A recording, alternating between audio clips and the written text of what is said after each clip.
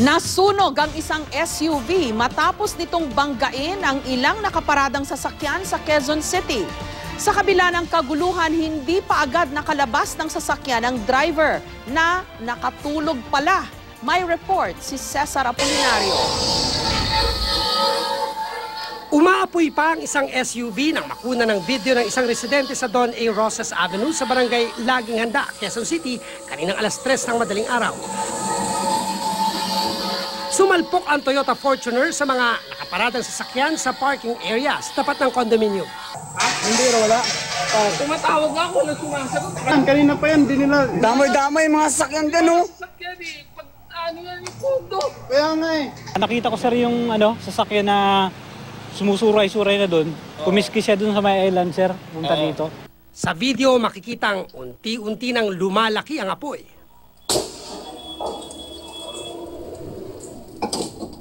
Dinig na dinig din ang lumalagatok na mga salamin at parte ng sasakyang nasusunog, habang ang driver nasa loob pa rin ng sasakyan.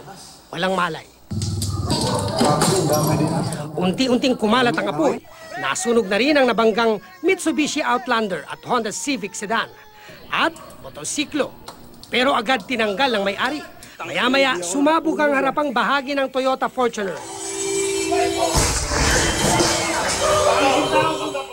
Hindi na kaya ng fire extinguisher yan. Yung pati kondo eh. Kaya nga.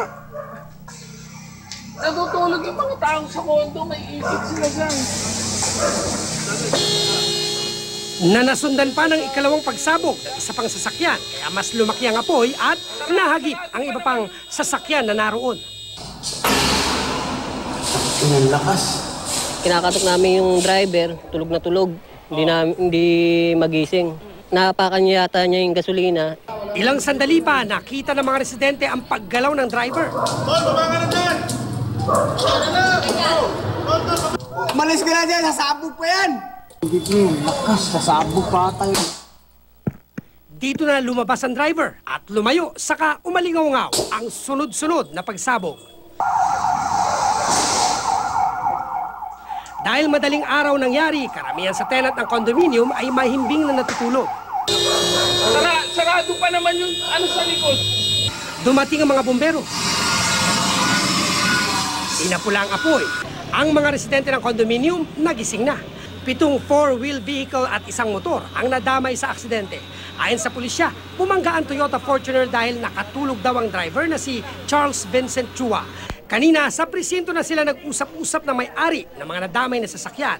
Pumirma daw si Chua ng kasulatang magbabayad sa mga danyos.